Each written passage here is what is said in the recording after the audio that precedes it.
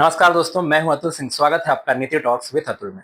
दोस्तों, हम अक्सर सुनते हैं इंडिया फास्टेस्ट ग्रोइंग इकोनॉमी है, पॉवर्टी गिरी है, इंफ्रास्ट्रक्चर बढ़ा है, पर एक सवाल है जो डेटा पूछता है। अगर सब कुछ ठीक है तो कुछ डिस्ट्रिक्ट्स में भूख क्यों बढ़ रही है? इस वीडियो में हम इंडिया के भूख को डिस्ट्रिक्ट लेवल पर समझेंगे, ना स्लोगन से ना एवरेजेस से, बल्कि घर घर के न्यूट्रिशन डेटा से। इस एनालिसिस का बेस है बच्चों का वेट और हाइट, एडल्ट्स का बीएमआई, टीबी जैसे डिजीज इंडिकेटर्स, साथ ही हाउस होल्ड लेवल डिप्रीवेशन। यह सिर्फ कैलोरी इनटेक नहीं है, यह न्यूट्रिशनल डिप्रीवेशन है, जिसमें शरीर खुद बता देता है कि उसे क्या नहीं मिला।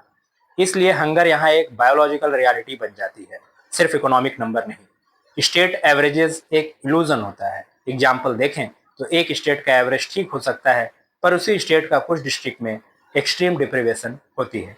इसलिए स्टडी ने डिस्ट्रिक्ट वाइज डेटा लिया, रूरल और अर्बन अलग देखा, 2015-16 से 2019-21 का कंपैरिजन किया, और यहीं से इंडिया का भूख का भूगोल सामने आता है।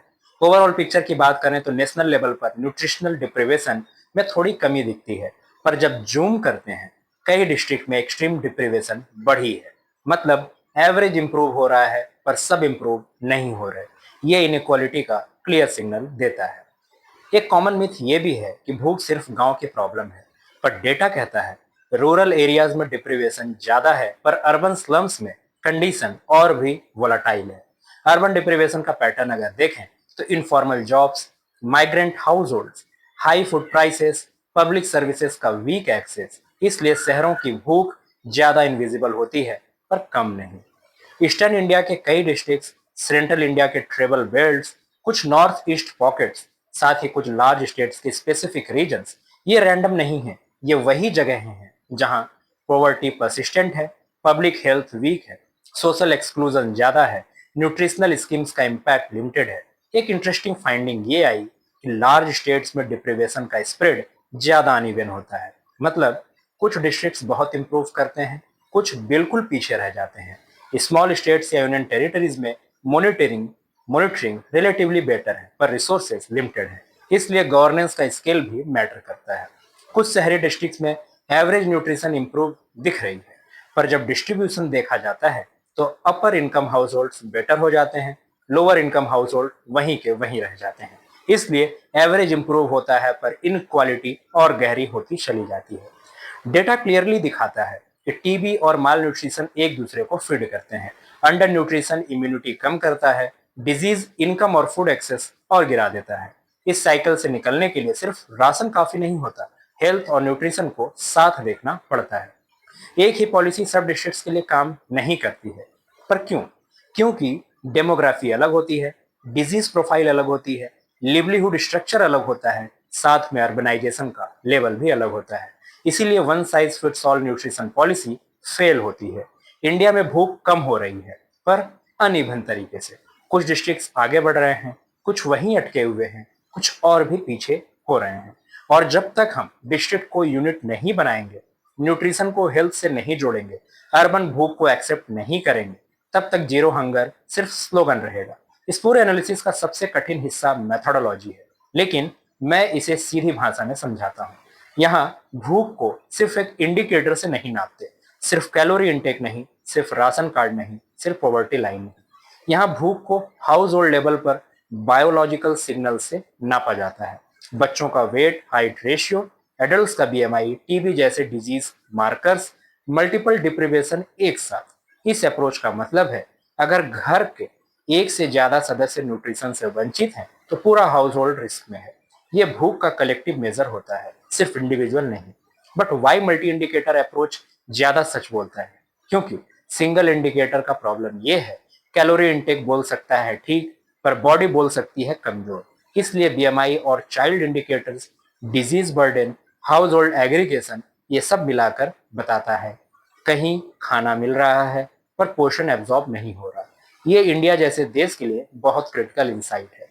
डेटा ये नहीं बोलता कि इंडिया फेल हो रहा है, डेटा ये बोलता है इंडिया अनइवन तरीके से इंप्रूव कर रहा है, और ये अनइवननेस ही सबसे बड़ा रिस्क है। एक पावरफुल आइडिया जो इस स्टडी में आता है, डिस्ट्रिक्ट भूख में इंटर भी करता है, एग्जिट भी करता है। मतलब 2015 से 16 में ठीक था, 2019 से 21 में एक्सट्रीम डिप्रीवेशन में चला गया, या उल्टा पहले एक्सट्रीम था बाद में बाहर निकल आया। इसका मतलब भूख पॉलिसी सेंसिटिव है, सही इंटरवेंशन से बदला जा सकता है, साथ ही गलत पॉलिसी से बिगाड़ा भी जा सकता है। पॉलिसी का सबसे बड़ा अंधा कोना क्या होता है? Urban nutritional deprivation. Urban poor के साथ प्रॉब्लम ये है, रेशन प्रोबेबिलिटी वीक है, माइग्रेंट डॉक्यूमेंटेशन इनकम्प्लीट होते हैं, हाई फूड इन्फ्लेशन होता है और इनफॉर्मल सेटलमेंट्स होते हैं। इसलिए अर्बन डिस्ट्रिक्ट्स में भूख कम दिखाई देती है पर सडन शॉक्स में एक्सप्लोड करती है। कोविड पीरियड के दौरान इस रियलिटी को और एक्सपोज किया। डेटा क्लियर बताता है, जहां न्यूट्रिशन खराब था वहां डिजीज ज्यादा, वहां इनकम इनस्टेबिलिटी और भी ज्यादा। टीबी, एनीमिया, अंडर न्यूट्रिशन, ये अलग अलग प्रॉब्लम्स नहीं है, ये एक ही चेन के लिंक्स हैं। इसलिए सिर्फ राशन से काम नहीं चलता, सिर्फ कैश ट्रांसफर से नहीं चलता, सिर्फ हेल्थ स्कीम से भी नहीं चलता, इंटीग्रेटेड अप्रोच चाहिए होता है। अगर हम सिर्फ ये बोल दें इंडिया का न्यूट्रिशन इंप्रूव हो रहा है तो हम 3 गलतियां करते हैं। वर्स्ट परफॉर्मिंग डिस्ट्रिक्ट्स को इग्नोर, रीजनल इनइक्वालिटी को मास्क करते हैं और पॉलिसी अर्जेंसी को डाइल्यूट करते हैं।